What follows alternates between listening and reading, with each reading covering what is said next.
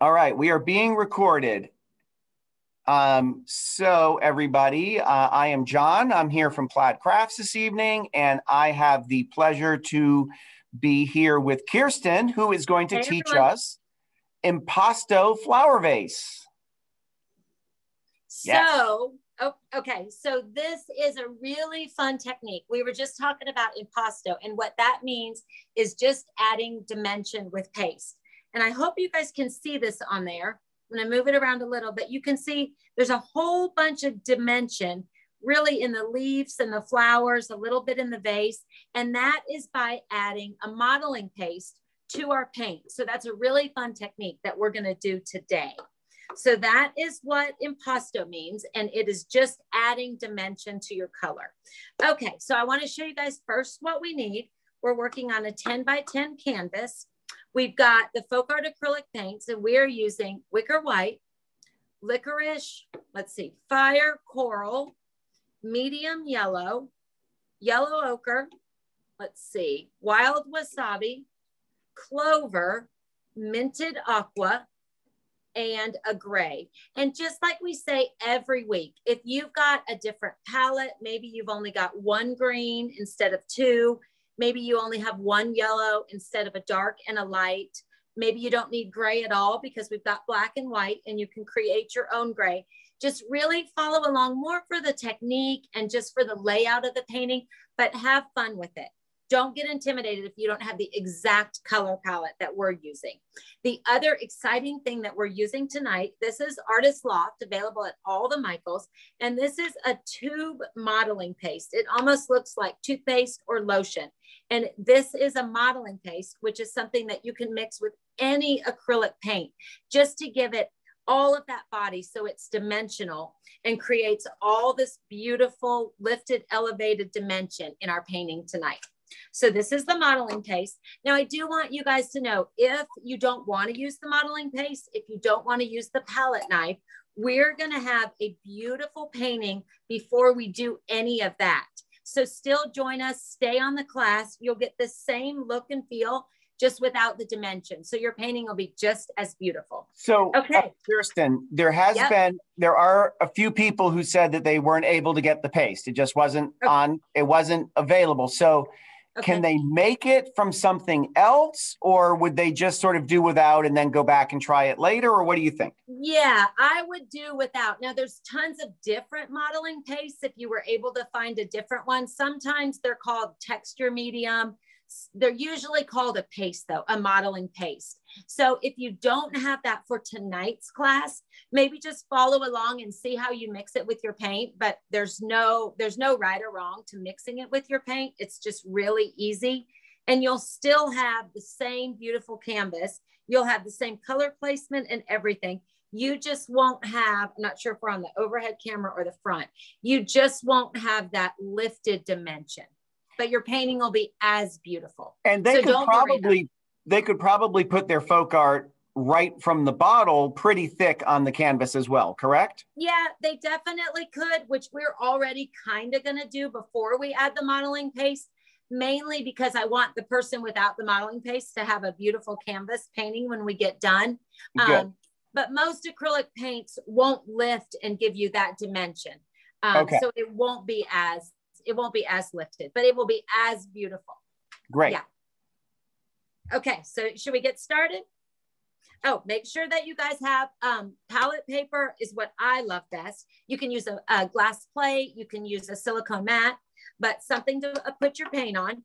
We are going to use a little piece of just standard white chalk for tonight, which you can use if you've got pink chalk or yellow chalk, just something that is not going to leave an impression on your canvas. So we're going to use that to apply a pattern. You always want to have water, and you want to have the brushes that we listed on the supplies. And also on the supplies, don't forget, I want you guys to have a blow dryer because we're going to base coat a dark color, and you need that to be dry before you get started with the fun stuff. Okay. Think it's a good time to get started? I think we are ready to go. Everybody is raring to go. Okay. So the first thing, whenever I teach a class, I love to work on a dark base coat. The main reason I like to do that is because it makes shading and highlighting so easy. because you're just adding color over something dark. So you get so much more dimension. So using your Licorice, I'm putting that on my palette. I'm using my largest brush, but use whatever brush feels comfortable for you. And all we are going to do is base coat your entire canvas black. And really the only key to this is make sure you don't have big areas of paint that's a little bit too thick on your canvas. Because again, we want to work on a canvas that is dry. So that's why we'll hit it with the blow dryer. So you're just going to base coat that with a pretty good coat. You can see the FolkArt acrylic covers beautifully. So you'll just need one good coat to get your canvas solid black. You don't want to add too much water because then you get just a little bit less color. The black thins too much. So you just want to use the black right out of the bottle. If they have a black canvas, Kirsten, is that okay to use that? Oh gosh, they're a step ahead of us. They don't have to get the blow dryer out. And for anyone that doesn't have black, you could base coat with a real dark navy blue, maybe a really dark green, even a brown, a really dark burgundy. You just want to work on a darker color and not the white.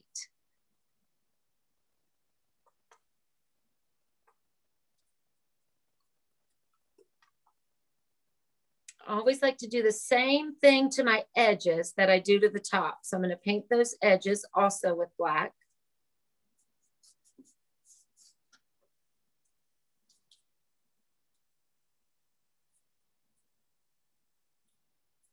There's a few areas on there that are white. That's okay. You just don't want big puddles and you don't want to add too much water so your canvas is wet. Just a good coverage of Licorice. I'm going to turn that so I can get this edge. A little bit more black on my palette. Maybe, there we go.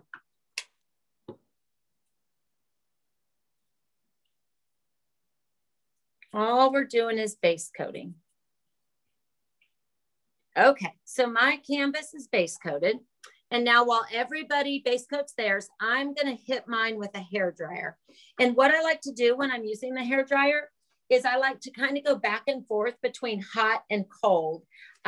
It's not a problem if you don't do that, but that just seems to dry it the fastest. So while everyone base coats, I'm going to dry my canvas.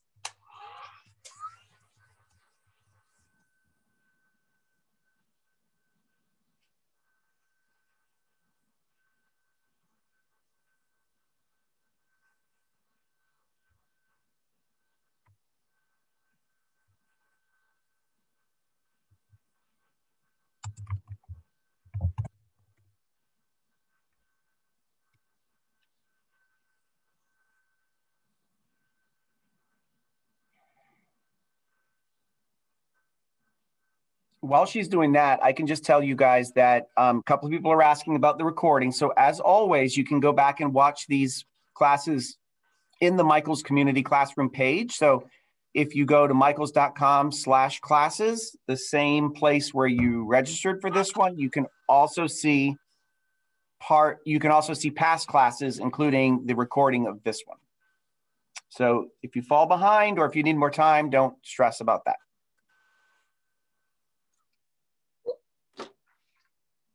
Okay. One of the great things I love about working with FolkArt acrylic is it dries so quick and so beautifully. So it allows you to just layer color after color. Okay. Anything I missed while I was blow drying my canvas? What was the reason for not just painting on white? Somebody asked that. So the reason that for this particular painting and this technique that I don't like to paint on white, because let's see if you guys can see that. Like, see right there where it almost looks almost like a few different shades of green. Like we went in there and we added, like you can see it there.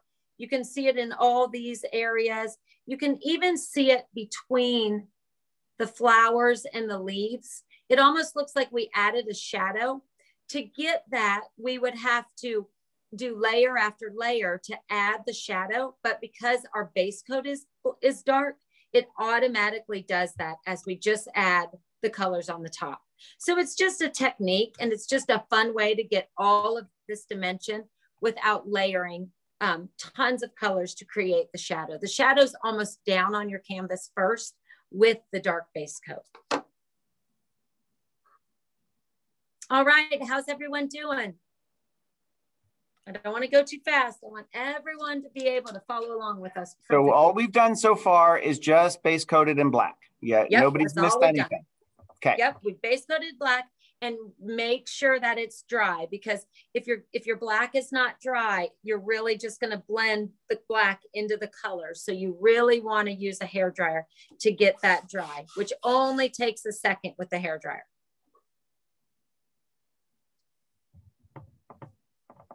All right, are we ready to get started? Yep, we need to go ahead and start. Okay, so what I like to do when we apply the pattern, the placement of everything, is I don't ever like to tell people to sketch out the exact elements, like each individual flower, each individual leaf, because I think when you apply a pattern like that, it's very intimidating. So what we're going to do is we're going to break the canvas up into little sections and little shapes. So the first thing we're going to do is draw a square, and very, very light-handed with the chalk, because we're going to cover it up, but you just don't want to mash into your canvas. So I'm going to go a little bit to the right of my canvas, maybe two, I always measure with my fingers, maybe 2 fingers up from the bottom. And I'm just going to sketch a little line, doesn't have to be perfect, but then I'm going to turn that into a little square vase. And then my ground is a little bit higher than the base of the vase. So I'm just going to draw a little line there and a little line there. Very easy placement. And then if you want to put a top to your vase, that's okay. And then for the flowers, instead of doing each petal and doing the centers, which again gets a little bit intimidating, all we're going to do is shapes. So you can see I've got 2 peach big flowers. So I'm going to put just a really soft circle to represent one. And then a little bit higher and more towards the center, another circle to represent the second one. And then this little guy is just kind of a portion of the big peach flower. So I'm going to do almost like a pizza slice, like a half little circle, just to represent my big coral colored flowers. And then you can see these little yellow daisies. There's 3 here. There's 1 there. There's 1 there. Again, I'm just going to put a circle kind of to represent like placement. So those 3 circles will represent those little flowers. We've got 1 there and 1 there and 1 there. If you like the yellow flowers better, add 3 or 4 more. But what we're going to do is exactly what you see in the finished canvas. And then you can see I've got 1 over here. So just 1 little circle to represent where that guy's going to be. I think I quickly just saw someone said, will a pencil work? A pencil will absolutely work. It doesn't work for me to use for you because it's hard to see on the camera, but it works great for you at home because you'll be able to see your pencil marks perfect. Just really remember the same thing. Don't mash down on your canvas with your pencil, but a pencil works perfectly. And then you'll see all of these leaves, all of these green areas. I'm not even going to apply a pattern for that. And you'll see why in a minute. That's going to be almost like a filler. So this is your basic pattern.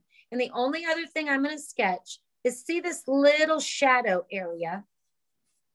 So all I'm going to do is kind of find maybe 1 finger above my table line. And I'm just going to sketch a little area that would represent the shadow of the vase. If you want to leave that out, your painting would be just as beautiful. If you want a really short shadow, that's okay. But this, again, we're just going to mimic the shadow in the finished painting.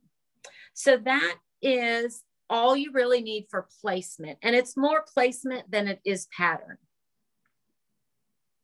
Okay. So now that we have that, I want you to prepare your palette with a couple different colors. Fire coral, you're going to need. I always like to have white on my palette. So the wicker white. I've already got a little bit of the black, so I'm going to keep that on there.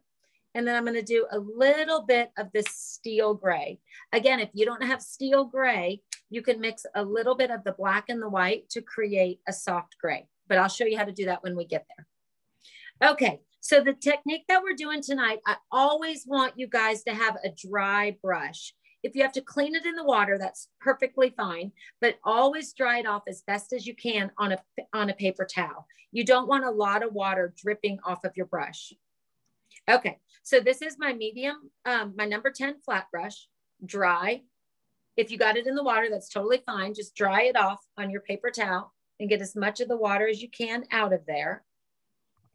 And what we're gonna do is we're gonna start with our fire coral. We're going to load that onto our brush. We don't want too much paint, but we just want enough in there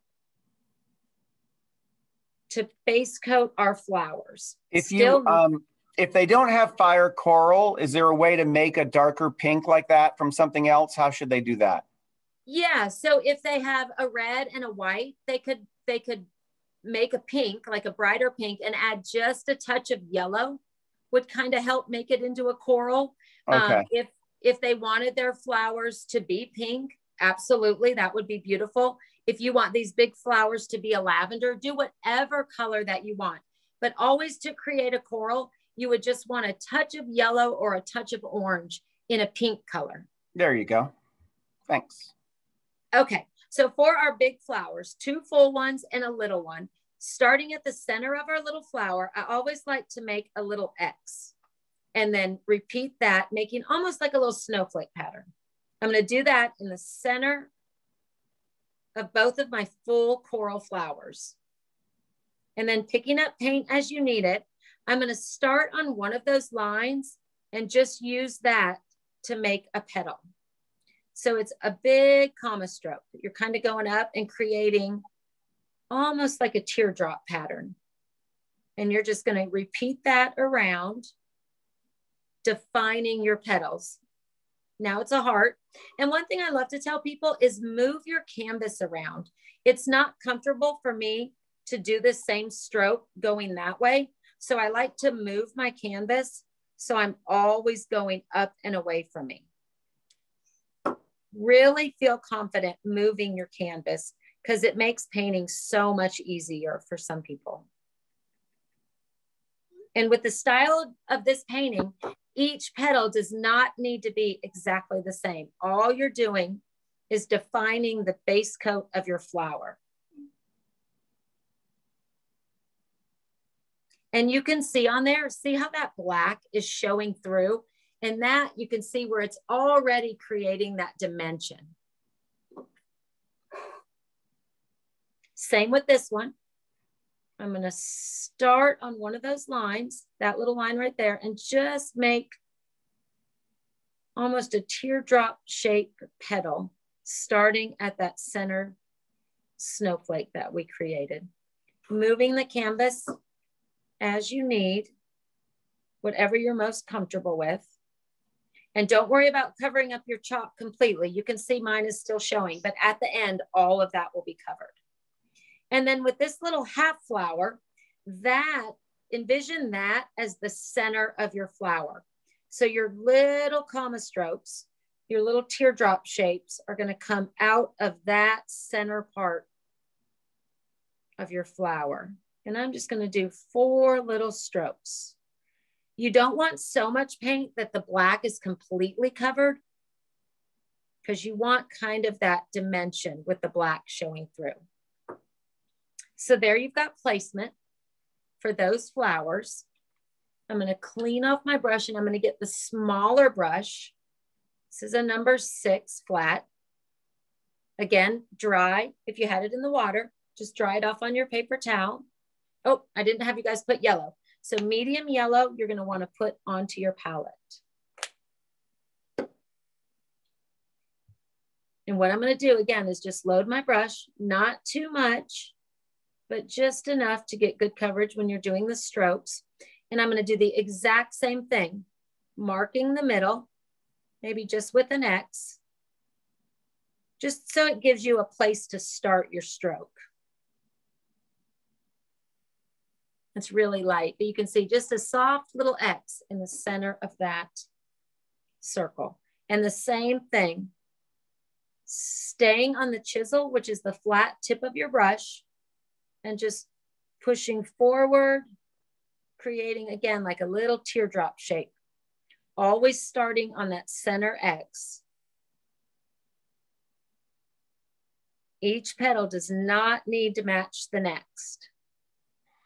She'll give you guys a chance to catch up in just a sec. She's just showing you how to do them, and then we'll take a little break and let everyone catch up with their flower petals.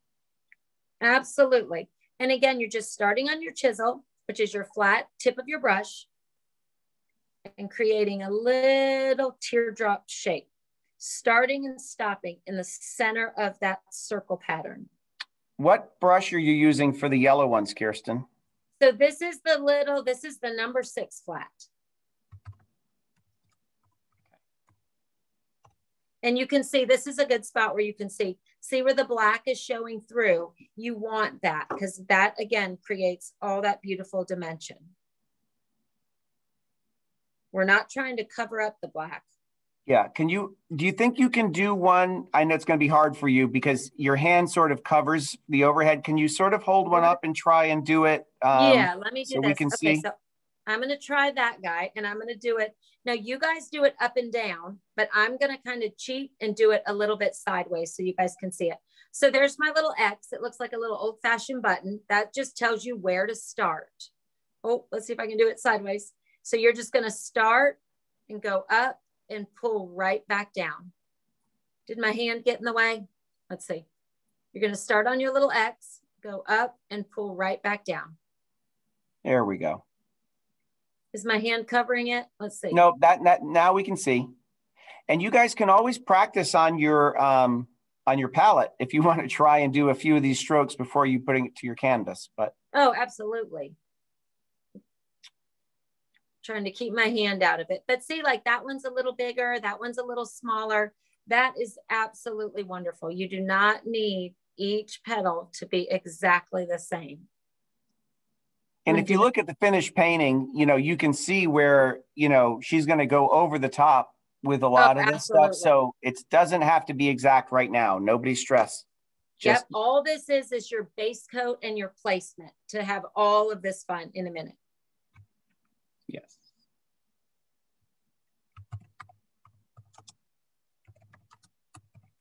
Okay, gonna go over these.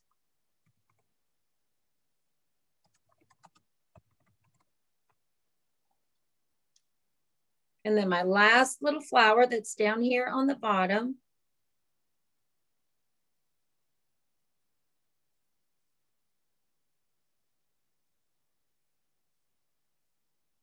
Okay. And now I will slow down and this will be a good time for everybody to catch up. But you can see some areas they touch, there's some openings, the chalk you can still see. Don't worry about the chalk or the pencil, whatever you use to make your pattern. We will get all of that covered up as we go. Any questions while everybody catches up? I think we're trying to keep up with the questions, so I think we're fine so far. So what we're going to do next is we are going to base coat our little vase, our little flower container. And what I'm going to do is I'm using again that number 6 brush. I washed it and dried it off on my paper towel. And I am going to use a dry brush technique, which is basically what we've been doing, again, with no water. So I'm going to pick up some of the wicker white. And on the far right of my vase, you can see where it's lighter. I am going to dry brush. So all that means is no water and letting the black show through. So what the key to this is, you don't want to create a pattern. You don't want to do perfect stripes going up and down or perfect stripes going back and forth. You almost want to do, someone said it a couple classes ago, like a little slip slap pattern that just creates a very random pattern to get a base coat on your vase. So this is just the wicker white, no water. And the only key to this is don't create stripes or do a specific pattern. You want to be very loose and almost jump around so that you have a very random pattern for your base coat. And I'm just going to focus on the right side of my vase. And then on that same brush, no water, it's got the white in it, I'm going to do a little bit of that steel gray. Not too much paint. Remember, you can always add paint, but it's hard to take it off.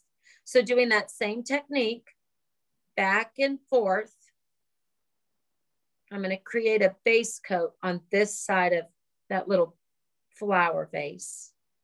Which brush are you using for this part, Kirsten? This is the number 6 flat. Still, no, this is the number 8 flat. I'm sorry. Number 8 flat. Okay. And then on this far side of my little vase, again, same brush. I'm going to just put that on the paper towel, not in the water. And I'm going to pick up just a little bit of the licorice. And you're as just going from light to dark over there on the vase, yeah? Yep, from light to dark and overlapping it so it kind of picks up the color before. A little bit of that steel gray just to define that edge, but on the brush that still has the black in it. And you can see where the canvas texture comes through, which is absolutely beautiful. And you can still see that black base coat. So all of that dimension is because we started with a dark base coat. I'm going to pick up a little bit more white, not adding any water. And just go over your little vase, your little flower container until you've got kind of the color and the dimension that you like. I'm going right up to those flowers, but I'm not outlining exactly with a lot of paint. I'm just kind of filling in around them. So there's a base coat on my vase. Okay, so Kirsten, we've got folks who are just finished up the flowers. So just okay. You don't have just talking one more time how you started from the white back through to the black. Yep. And okay. So no water, start with white. I'm going to kind of do it with you. Start with white and just a very loose back and forth, almost like random X's. You're just getting a base coat onto your flower container. And then towards the center on that same brush, not adding any water, you're going to do that with the steel gray, not stripes, not back and forth, not a consistent pattern. Someone said it perfectly, almost like slip slap is what she said. And you're just kind of going back with a really dry brush to create that base coat. And then you go from white to steel gray, a touch of black just to define that edge. So that's the base coat for your vase. Can you hold the finished one up close to the camera so they can see? Well, now no, we've got 2 more steps over this. Okay, so it might be more helpful to hold up the one that you're working on. Yeah. Yep. Oh, I'm kind of shaky. How about right there? That's perfect. Perfect. So, yep, doesn't have to be exact. If some black is coming through, you're still good. You want black to come through. Yeah, because that gives you all of that dimension that normally, if you start on a white base coat, you have to add the shadow back in. So with the base coat being dark, the shadow is on there as we base coat. That's the magic of working on the dark surface. So while you guys catch up with your vase, something fun that you guys can do, the people that are ahead, is on your little coral flower. I'm going to pick up, again with the dry brush, I'm going to pick up a little bit of coral and a little bit of white. Can you guys see my palette? Yeah. No water. And I'm just going to do that same technique. I'm just going to kind of dry brush the center of my flowers. So a little bit of fire coral, a little bit of white on the same brush, not too much paint. And you're just going to dry brush those petals. Starting in the center, almost like you're dusting over the top of the fire coral. And you're using your number 6 flat for this one, right? The little guy? Correct. Yep. A little bit of fire coral, a little bit of white, not too much paint, and almost like you're just dusting over the top of that fire coral base coat.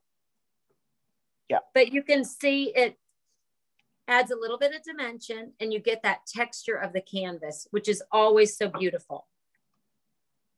I'm going to clean that brush. Actually, I'm going to cheat. I have a second brush, but clean that brush and dry it on your paper towel. And I'm going to do the same thing with the medium yellow. A little bit of medium yellow, a little bit of white, not too much. And I'm just going to dust over those base coated petals that we created earlier. This will give everybody a minute to catch up with their base coat. So you're just making a lighter, you're making a lighter version of the color you already used for the center. Is that right? Okay. Yep. By adding a little bit of white. So yeah, listen, I can see in the chat where some of you, this painting has a lot to it. And so it is maybe going to be a stretch to get it done right in an hour. So Kirsten does have to kind of keep rolling. So it's always a good idea to enjoy it and watch, and then, you know, go back and watch the recording where you can pause, you can rewind, you can, you know, do all of those things and go back and see. So we kind of have to keep rolling, but at the same time, we will do our best to make a pace that people can, you know, can keep up with to some degree, but it may just have to be that you watch it tomorrow. Did that give people some time to catch up, John? Or? I think we're getting there. We're getting there. And once again, the recordings are on michaels.com/classes. That's where you registered for this. And I don't believe that I think once they're up, they stay up. So it's not like you have to rush out and see it tomorrow. Yeah, it'll be up there. Yeah. For sure. I think they stay up. Absolutely. Yes. Well, you guys catch up. All I'm doing is washing my brushes, and just the key is to then dry them on a paper towel.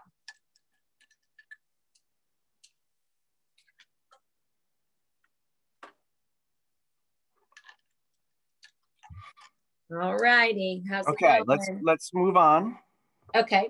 So now what we're going to do is the same technique with the green. We're going to fill in around our flowers.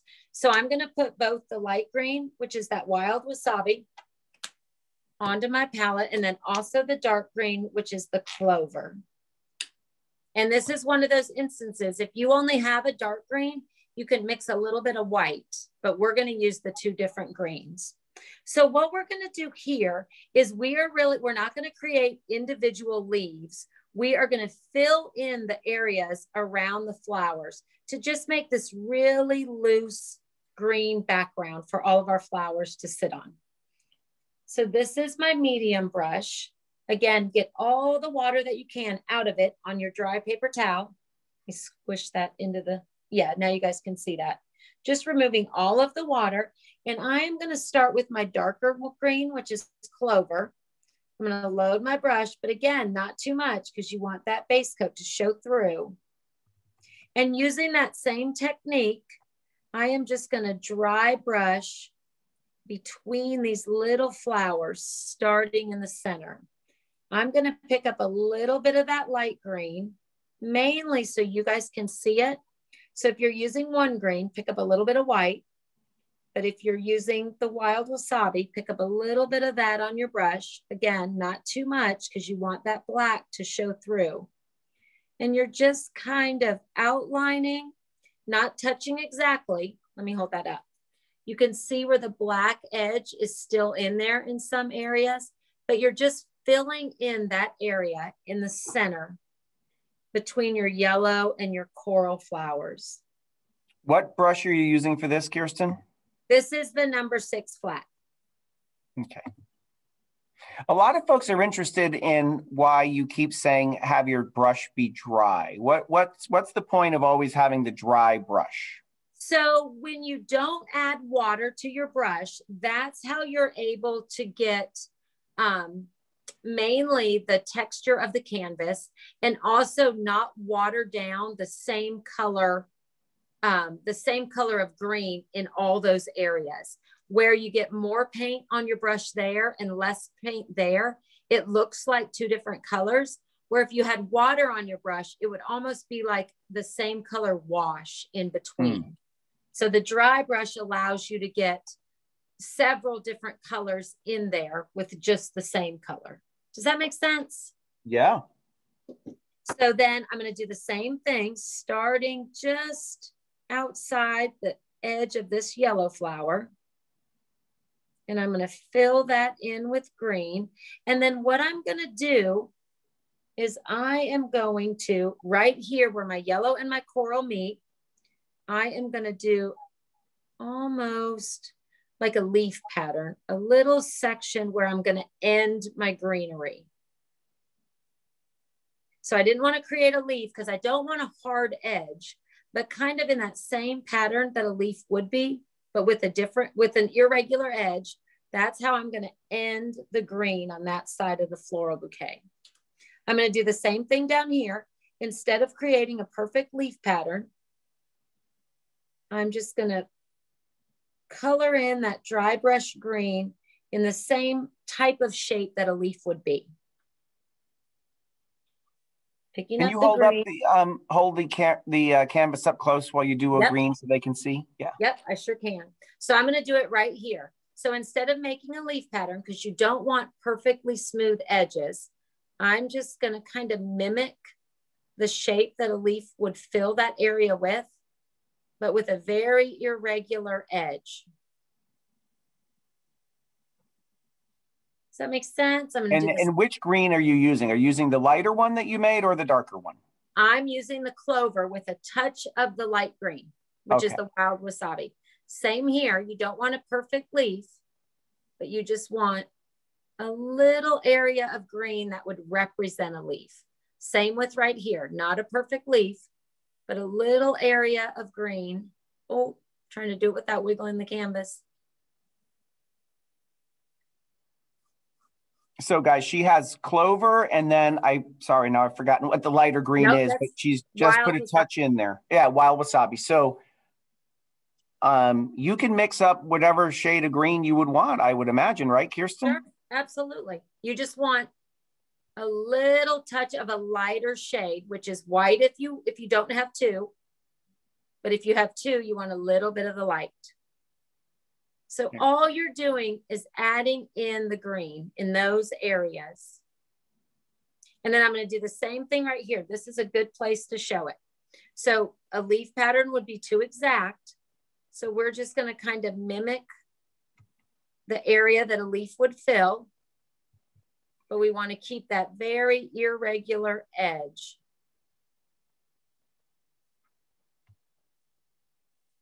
The black is still coming through, but because our brush is dry, you're getting all of those different tones by using the same greens. Now, while people want to catch up, another thing that you want to do here is get a little bit of white on your brush. Same brush, don't add any water. So you've got the green on there. And just where I said here, we were dusting the coral, go in and just dust with your very dry brush and white, a few areas of your green.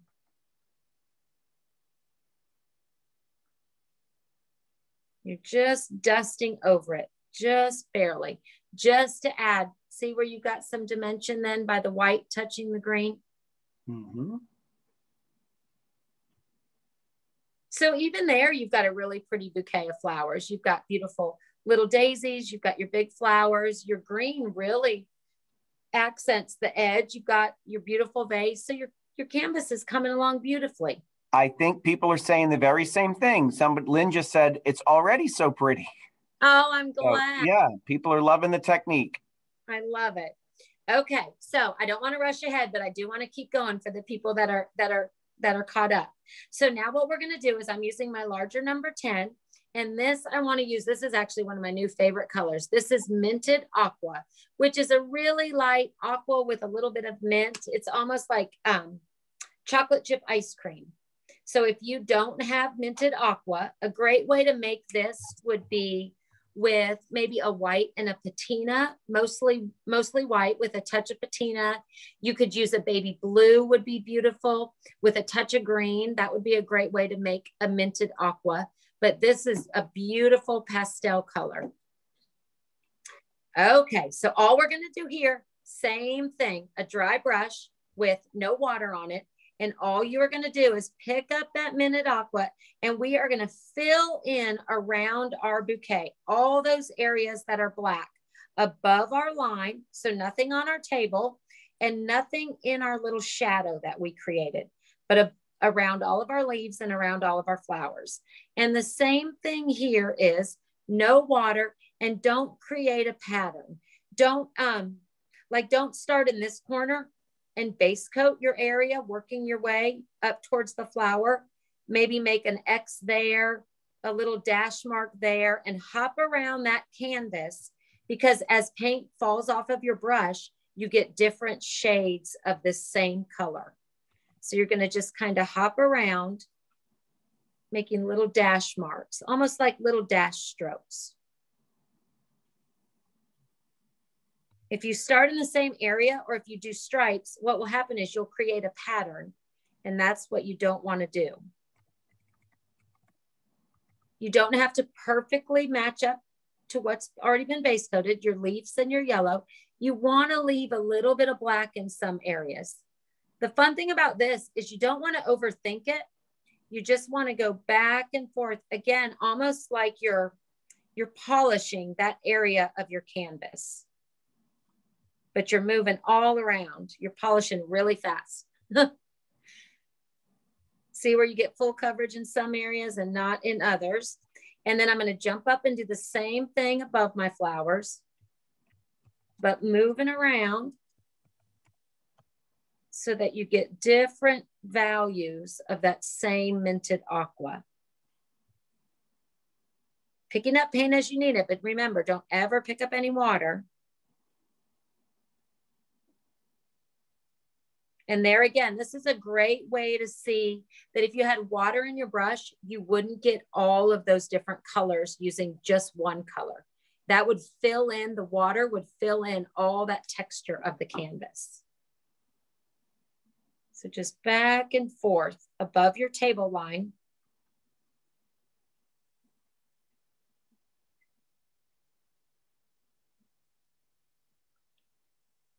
Just back and forth, still only using minted aqua.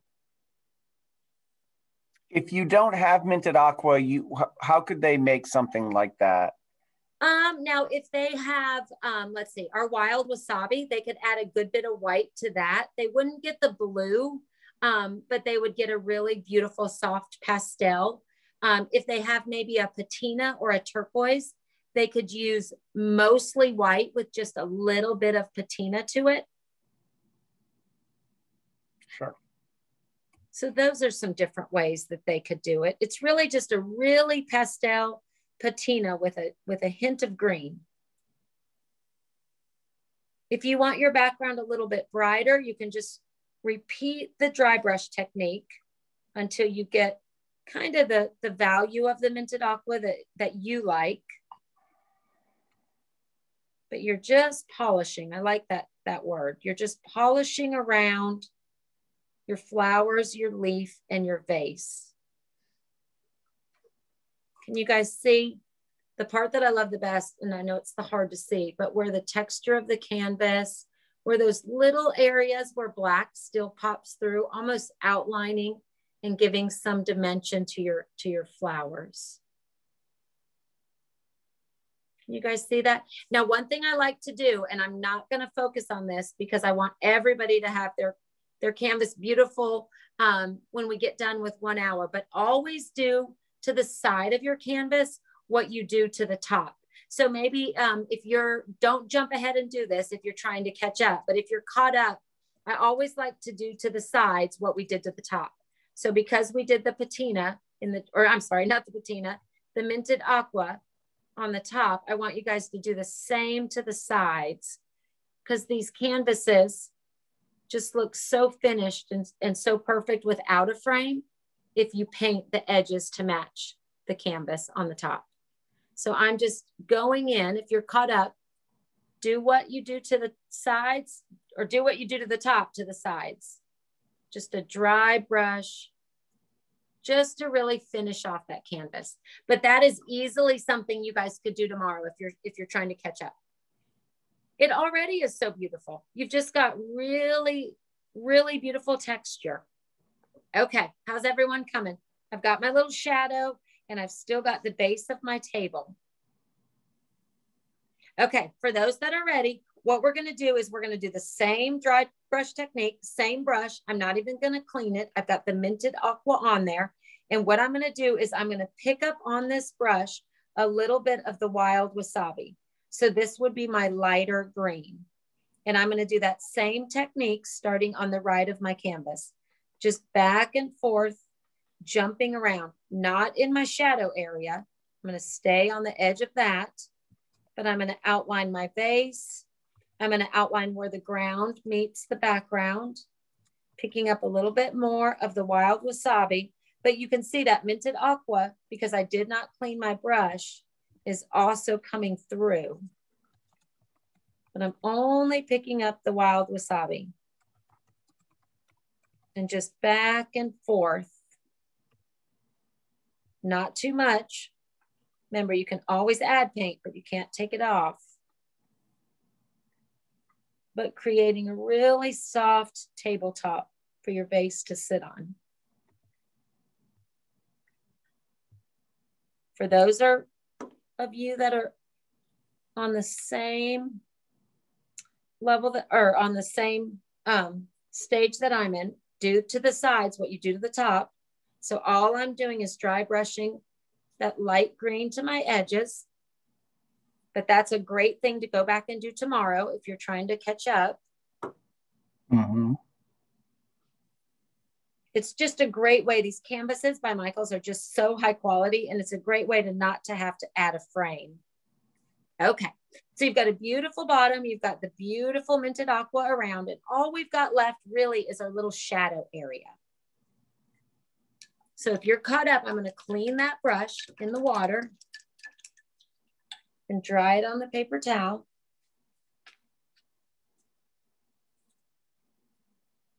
And picking up the steel gray on a dry brush, same brush, your medium flat brush. And I always tell people, if you prefer working with a smaller brush, you can do any of those techniques with whatever brush feels best and most comfortable for you. I'm just going to use a medium flat brush for this. And what I'm going to do is the same technique to create the shadow. So I am picking up the steel gray. And again, not doing a stripe, but just polishing very random, almost like hash strokes in that shadow area. Overlapping that green a little bit, because again, it's just a shadow and it would overlap, the colors would overlap in a shadow, a natural shadow. But still having the black show through.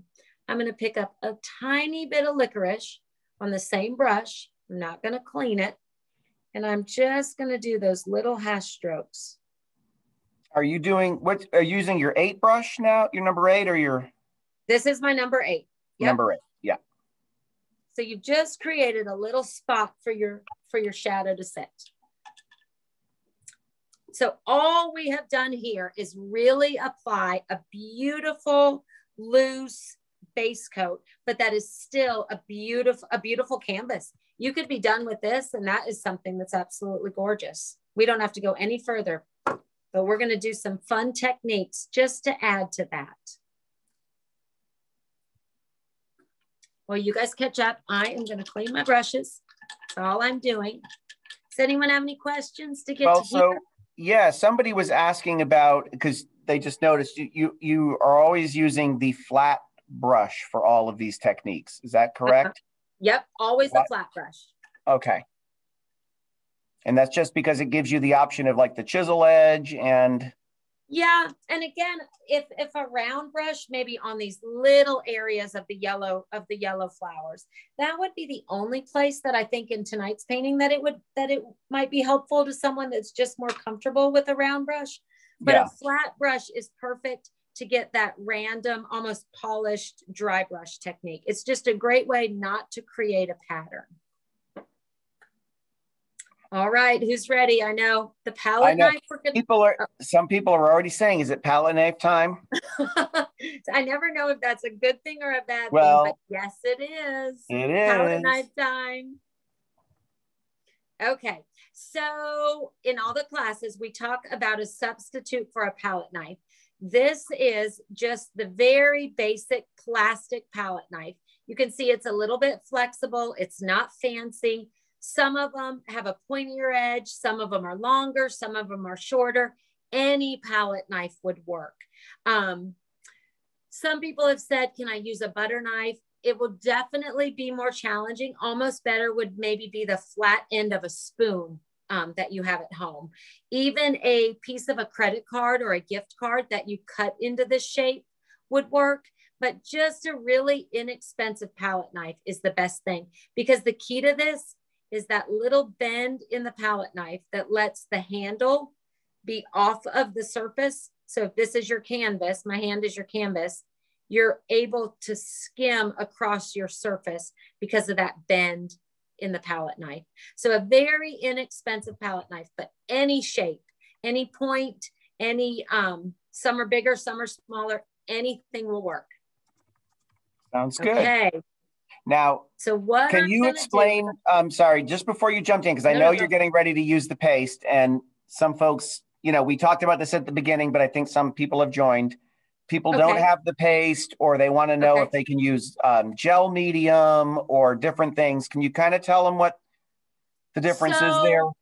And mainly because I want your canvases to turn out beautiful. There's so many products out there that might say something, and I don't want to, like, if it says gel medium, the gel medium that we use here at Plaid that goes with FolkArt wouldn't work, because our gel medium actually makes the paint flow better. So it's the total opposite. So I want to say that only use something that says paste, just because I don't want to steer you in the wrong direction, knowing that there's a million products available at Michael's. I would almost say if you didn't have something that says modeling paste, I would almost skip this step, because I don't want you to use something that's not going to work. And what John said in the beginning, for anyone that was in when we were talking about that, what I'm going to do first, before I even go near this gel or this modeling paste, is I'm going to teach you guys how to use the palette knife, which will get you this exact painting without the dimension. So, and then if you don't have it, you can just watch and add the dimension, but your painting will look almost exactly like this.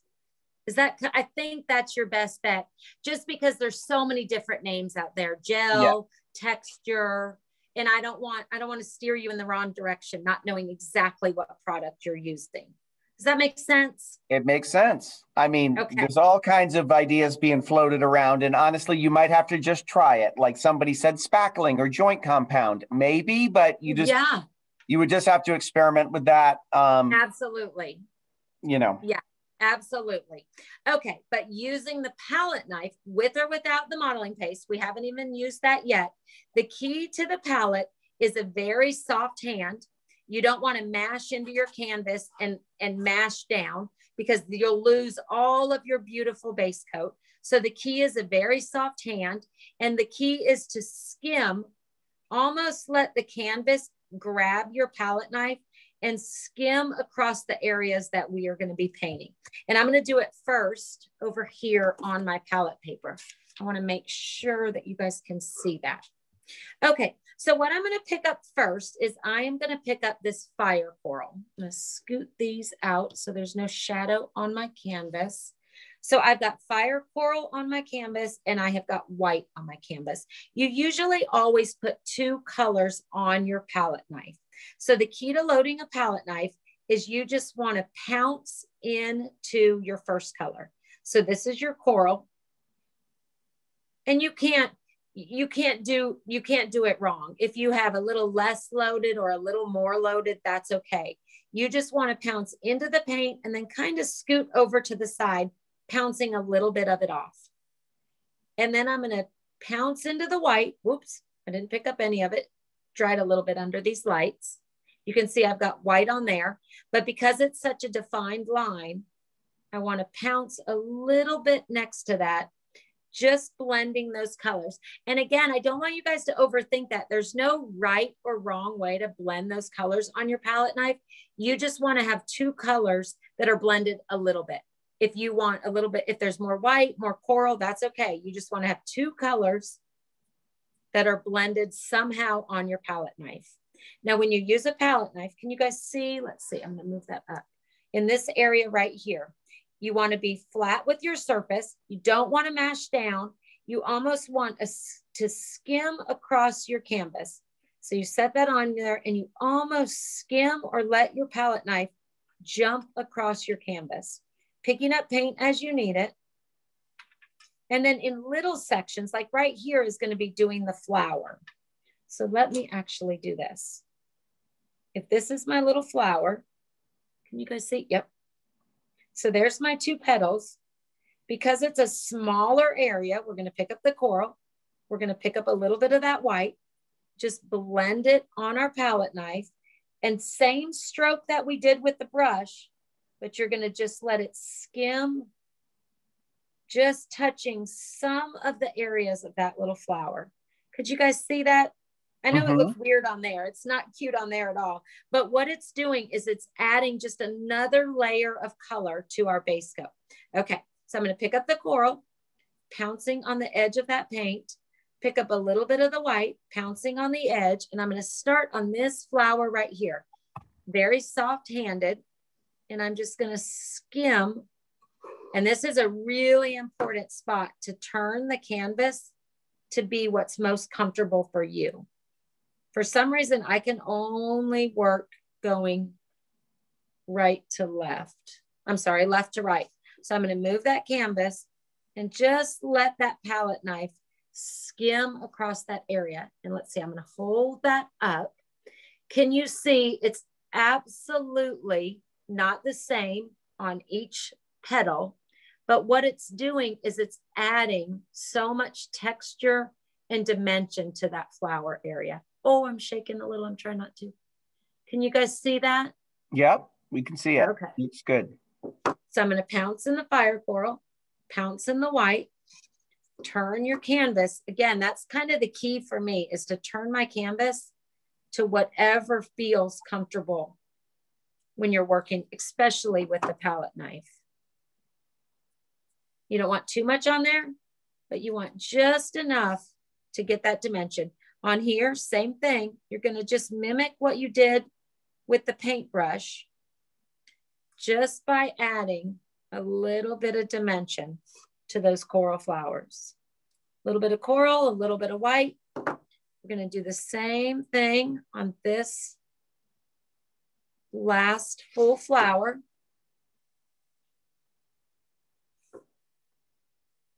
If there is someone that's watching that doesn't have a palette knife at all, you know what you could do? You could dry brush just a little bit more, the same technique we did on our entire canvas. You could dry brush a little bit more coral onto your flower just to add a little bit more dimension if you don't have a palette knife at all. So when using the palette knife, all I'm going to do is dry that off on my paper towel. I'm not going to put it in the water at all. I'm just going to wipe off most of the coral. And picking up my yellow and then also my white, pouncing in the yellow, the medium yellow, pouncing in the white. You can see I've got both, I'll bring that up, both loaded on that palette knife.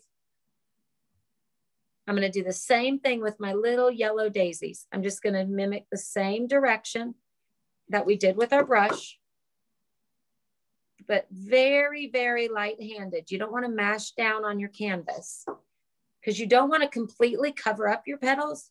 You just want to add a little bit of color to them with the palette knife.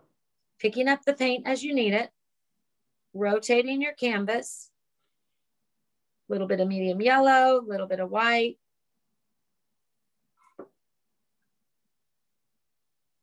I'm going to do these little flowers in the center. Medium yellow, then pounce right in the white. I keep saying polish, but I think that's a good way. You're just polishing on top of your beautiful dry brush base coat with your palette knife, but very soft-handed and not working up on the edge. You want to keep it flat to your canvas. Some areas you get more paint and some you get less, which actually just adds dimension to your petals. I'm going to do a little bit right there. That flower doesn't have a lot of it. Okay, so we did our yellow, we did our coral. Now we're going to do the exact same thing with our green. And the only thing different about the green is we are going to work kind of in a, let's see, what's the best way to describe this? Almost like we're filling the area, but with a very soft grip. So I'm going to pick up the dark green first, pouncing in the paint, and then pouncing to the side, picking up a little of the light green, pouncing in and pouncing to the side. You can see it's loaded on there. No rhyme or reason. You just want two colors that aren't exactly like a fine line. You don't want a line on there. I'm going to start right in this little area, and I'm just going to skim in those areas where the green is. Jumping around. You don't want to create, again, you never want to create a pattern. You never want to go back and forth like you're decorating a cake. You want to just skim over those already base coated green areas with your palette knife. This little section right here, let's see if I can do this. We're going to do it. Yeah. See how it just adds a little bit of dimension, but you've still got the black. Picking up paint as you need it. Pounce in and pounce out. You don't want paint dripping off the end of your palette knife. But you're just skimming over those base coated green areas. Any questions? Everyone's so quiet. Everyone is actually really liking everyone's liking this part a lot. Oh, I'm glad. We always joke around here because you guys are so scared of the palette knife all the time. That don't be scared. Kirsten's always afraid to even tell you that she's going to pull it out. I am scared. But you guys are having fun with it, and that's great. So same thing. We are going to do the same thing on this minted aqua. I cleaned off my palette knife on a paper towel, no water. And no paste yet. Everyone is very concerned that they missed the paste. It hasn't happened yet. Just colors. Because what I want is, again, if for the people without the paste, I want them to have a beautiful painting. So into the minted aqua, I said that too quick. I'm going to get a little bit more wicker white on my palette. Into the white, pounce that off. And with the background, because it's such a big area, I like to start on the edge. I'm going to turn my canvas. I'm most comfortable pulling towards me. So I've got minted aqua and white starting on the edge, and I'm just going to pull towards me, skimming that background, stopping at the flowers. But this is a great area to see. That's the same color that you dry brushed, but the palette knife creates almost a third value of that same color because of the way we're applying it with the palette knife. So we did actually have a good question. The paint, you want the paint to be dry before you come back over the top with the palette knife. Is that correct? Or is it okay if it's a little bit wet? It's okay if it's a little bit wet. But again, working with the FolkArt acrylic, one of the greatest things is it dries so quick. Like most of your canvas is probably dry as you go. Your palette knife areas are probably the only thing that should be wet. Like all of this is dry, especially because of the dry brush technique. Yeah. Normally, if she needs it to be totally dry, she's going to hit it with the absolutely. Hair dryer. With the hair dryer. So same thing here. I've got a little bit of minted aqua, a little bit of white, pounced on and off.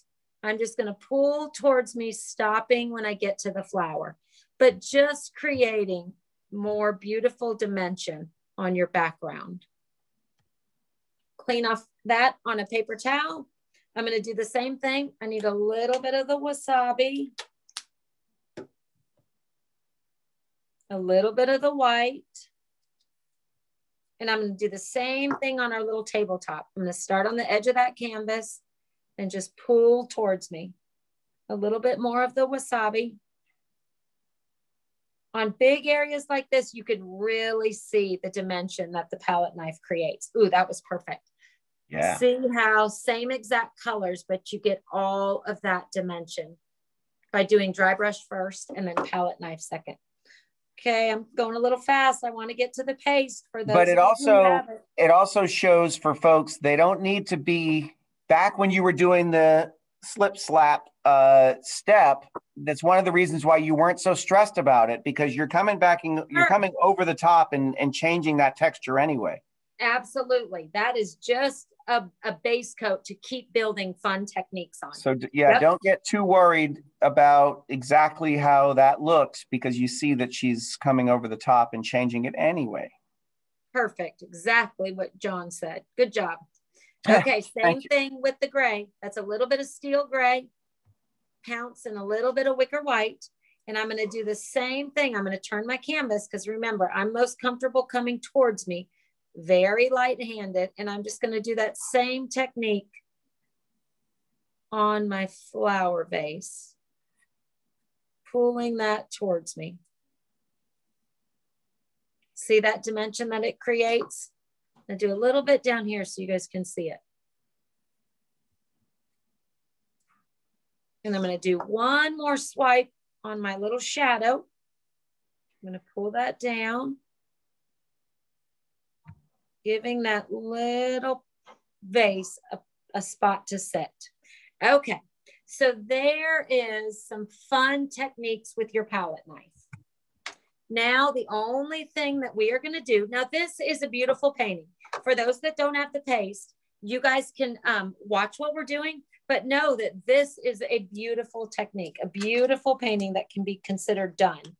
I am going to fold this palette paper just so that you guys can see mixing that paste a little bit better.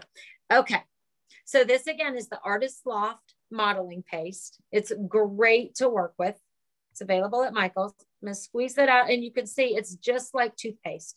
Can you guys see how much body and dimension that has? Paste time, I just saw it.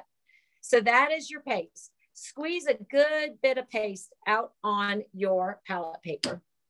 But see how even while we sit here, it stays thick like toothpaste? So I like to mix it with a brush. You can mix it with a palette knife if you're comfortable, but this is just my medium to small brush, dry and clean. And what I'm going to do is scoop a little bit of that modeling paste and move it down there. And then I'm going to put a little bit of my fire coral over here to the side. And I only am putting it over there so I can keep going back and forth. If I squeezed it right there and it was the wrong amount, I'd have to start over. So I always squirt my paint over to the side. So pick up a little bit of your coral and just mix it into your modeling paste. And you can see the modeling paste, the Artist Loft, breaks down the color just a little bit, but that's kind of a good thing because what it does is it gives us another value of the same color, but you still have that rich, beautiful pigment because there's so much pigment in FolkArt acrylics.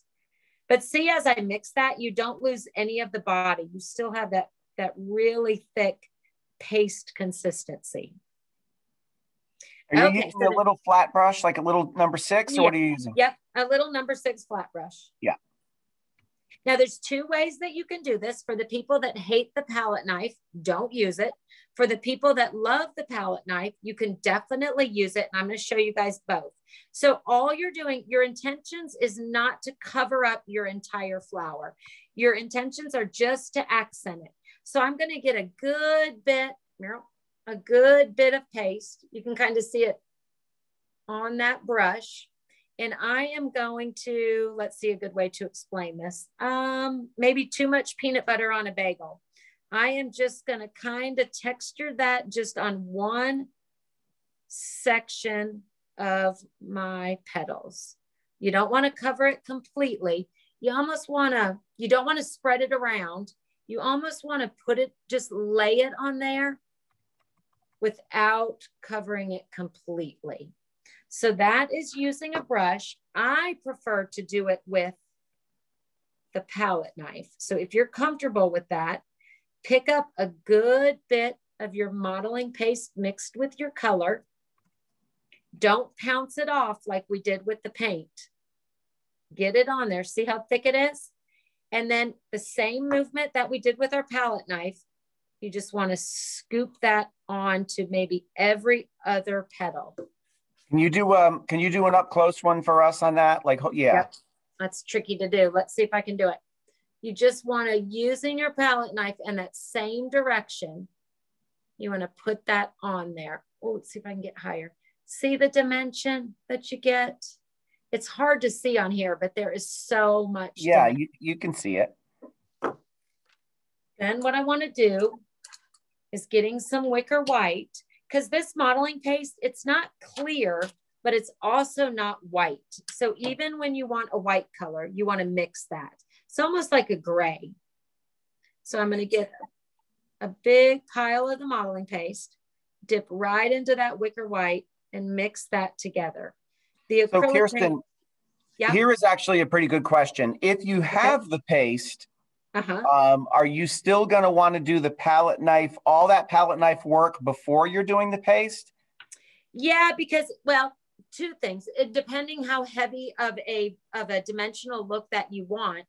So like, for example, in this vase, we're not going to use the modeling paste almost at all. So you want that dimension that the palette knife created. Same with different areas. You're not going to completely cover any area with the paste. So here's a great area, and I'm not sure if you guys can see it. See where you've got the dry brush, then the palette knife, then the modeling paste. So all of those techniques on top of each other just gives you that much more detail in your flower. Does that make sense? Yeah, totally. No, that's great, because I think just building up those layers is part of what makes it such a great dimensional painting. Absolutely. So here is where I'm going to get, actually, I need to mix a little bit more. So I'm going to get some more of my modeling paste and some more of that fire coral, mix that up. It mixes beautifully. And then I'm going to put two colors on my palette knife. I'm going to put a little bit of that fire coral with the paste and a little bit of that white. And I'm going to show you guys, okay, this will be the perfect. I'm not going to do each petal, but I'm just going to do that center one, but keeping that chunky edge. You don't want to pounce your paste off. You know how before we picked it up and we pounced on the side. You just want to scoop it up almost like peanut butter. And then use that same technique, very light-handed, skimming, but just drag that where that flower would go.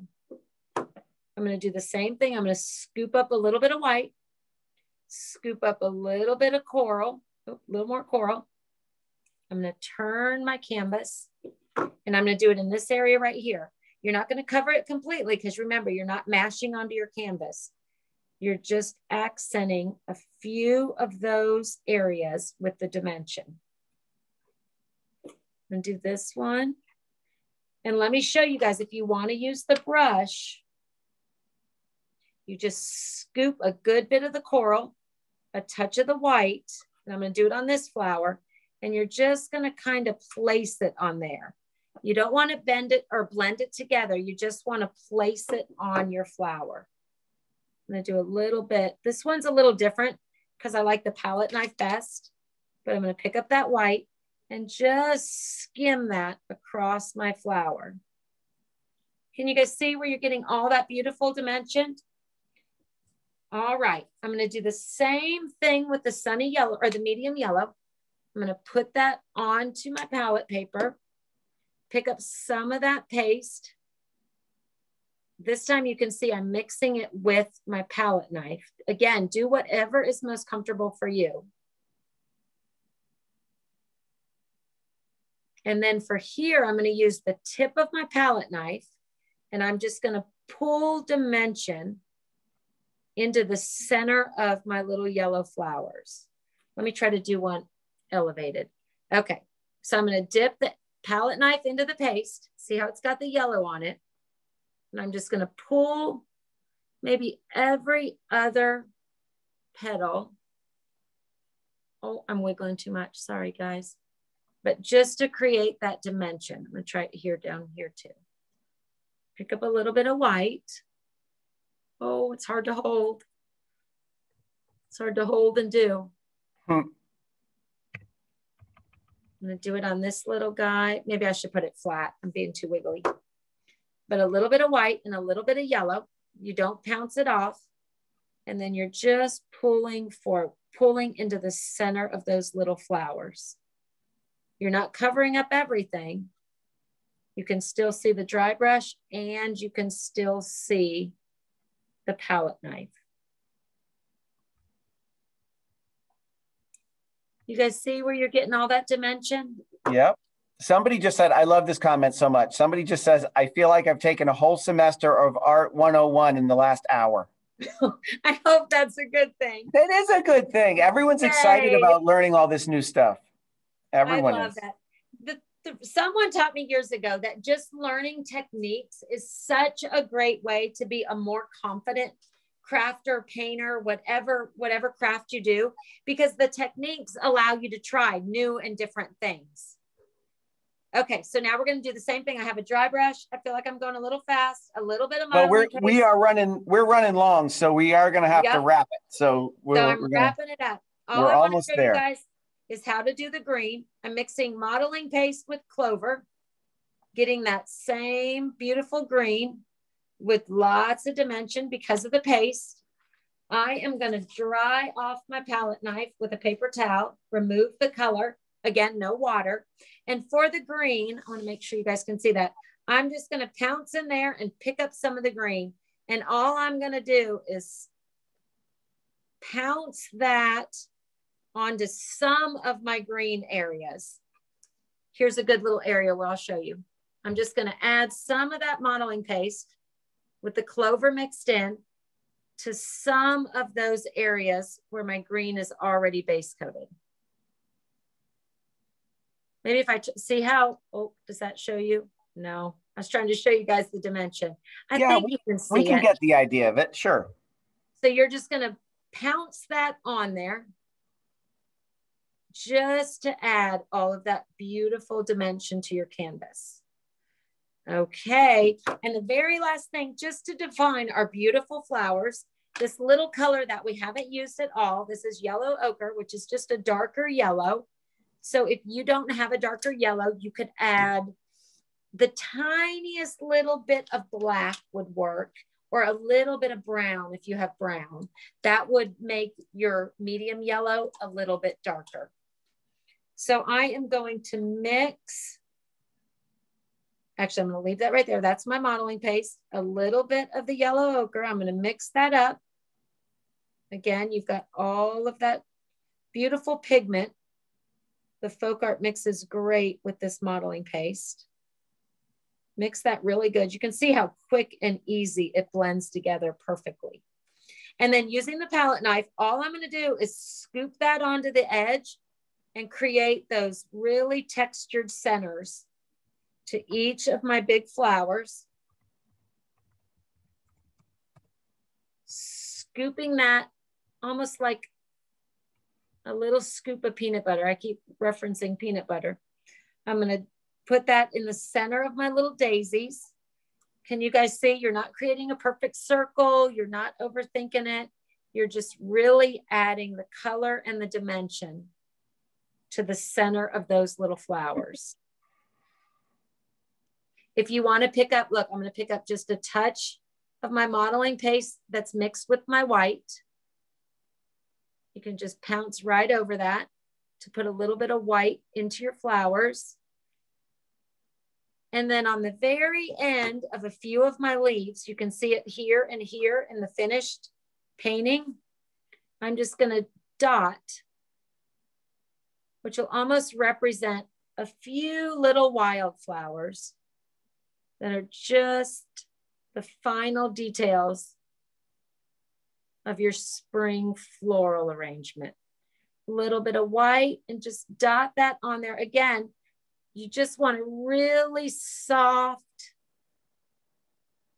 almost like a little bit of color just to give some details to your spring flowers. Okay, guys, That is using the palette knife, it's using dry brush, and it's using this modeling paste, which is so much fun. And I hope it was a technique that you guys enjoyed learning and then now practice and have fun with. Everybody is having a good time here with this technique, and everyone's excited to try the paste, those who haven't done it before. So super excited. Oh, good. Yay. I'm glad you remembered that we didn't end before we got to next week. So I want to show you guys next week. Next week is this beautiful summer floral, and this is fun. This is using FolkArt acrylic to create your base coat, and then a paint pen or a paint marker to add all of your details. So just a really fun canvas for coming into spring. And that's going to be Jessie next week, I think, right? Yep. And this is going to be Jessie. Yep, next Monday. Okay. So I think that is that. Are we all done? Are we wrapped up? We're all done. And then that will dry, and then you're done. Yeah. Well, we appreciate it, everyone, for sticking with us a little long tonight, but it was a great class, and I know everyone enjoyed it. I can see so from the comments. So we look forward to seeing you. And please, if you do this painting, make sure that you hashtag Plaid Crafts so that we can see it. Yes. And go to our Let's Paint with Plaid Facebook group and post it there. Because we do want to see what y'all are doing. So. Oh, absolutely. That's the best part, is seeing everybody's paintings. Okay. Thank you guys for joining us. We'll see you next week. Take care, guys. Bye-bye. Thank you.